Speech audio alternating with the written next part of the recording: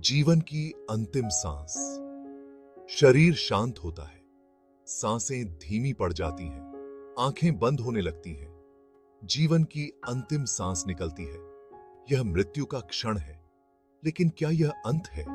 क्या सब कुछ समाप्त हो जाता है?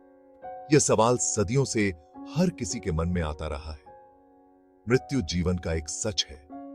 यह एक ऐसी यात्रा है जो हर किसी को करनी होती है।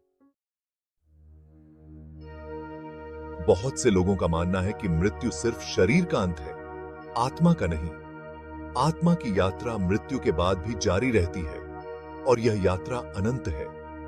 आत्मा अमर है, जो शरीर को छोड़कर अपनी आगे की यात्रा पर निकल जाती है। यह यात्रा एक रहस्यमयी और अद्भुत अनुभव है, जो हर आत्मा के लिए अलग होती है। यह यात्रा कैसे होती है, यह हमारे कर्मों पर निर्भर करता है। हमारे कर्म ही आत्मा की दिशा और गंतव्य तय करते हैं। जीवन में किए गए अच्छे कर्म आत्मा को अच्छे स्थानों पर ले जाते हैं, जहां शांति और सुख की अनुभूति होती है, जबकि बुरे कर्म उसे बुरे स्थानों पर। यह स्थान दुहक और पीड़ा से भरे हो सकते हैं। यह यात्रा एक नए जीवन की तैयारी है, एक नए मौके की।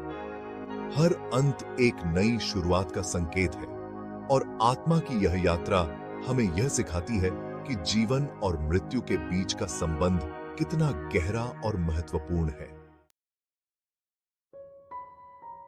अलग अलग धर्म मृत्यु के बाद के जीवन को अलग अलग तरीके से बताते हैं। कुछ धर्म स्वर्ग और नरक की बात करते हैं। स्वर्ग को सुख और शांति का स्थान माना जाता है, जहां अच्छे लोग भगवान के पास रहते हैं। वहीं नरक को दुखों और तकलीफों का स्थान बताया गया है, जहां बुरे लोगों को उनके कर्मों की सजा मिलती है। यह बातें लोगों को अच्छा बर्ताव करने के लिए प्रेरित करती हैं। सेक्शन 4, पुनर्जन्म, एक नया आरंभ। यह एक ऐसा विषय है जो सदियों से मानवता को आकर्षित करता आया है। कई संस्कृतियों में पुनर्जन्म की मान्यता है। यह विश्वास विभिन्न धर्मों और परंपराओं में गहराई से निहित है।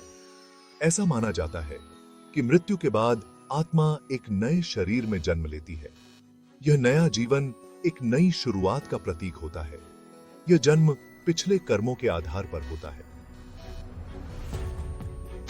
हमारे कर्म ही हमारे भविष्य का निर्माण करते हैं।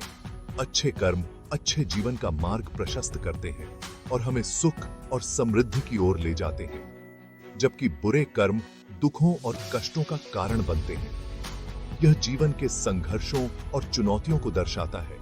यह जीवन मरण का चक्र तब तक चलता रहता है जब तक आत्मा मोक्ष को प्राप्त नहीं कर लेती। मोक्ष ही इस चक्र से मुक्ति का अंतिम लक्ष्य है। सेक्शन 5, मोक्ष दुखों से मुक्ति। मोक्ष आत्मा की अंतिम मुक्ति है। यह जीवन मरण के चक्र से मुक्ति का मार्ग है। यह दुखों, कष्टों और पुनर्जन्म से परे एक अवस्था है। यह अवस्था ईश्वर में विलीन हो जाने की अवस्था है। यह आत्मा की मुक्ति और पूर्णता की अवस्था है। यह लक्ष्य प्राप्त करने के लिए आध्यात्मिक साधना और आत्मज्ञान आवश्यक है। सेक्शन 6, मृत्यु एक वैज्ञानिक और आध्यात्मिक दृष्टिकोण। विज्ञान के अनुसार मृत्यु शरीर के काम करना बंद कर देने का नाम है।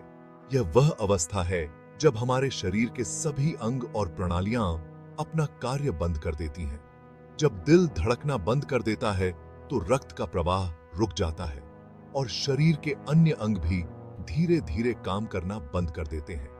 दिमाग काम करना बंद कर देता है और मस्तिष्क की सभी गतिविधियां समाप्त हो जाती हैं। यह वह समय होता है जब व्यक्ति को मृत घोषित कर दिया जाता है, तो शरीर बिल्कुल शांत हो जाता है।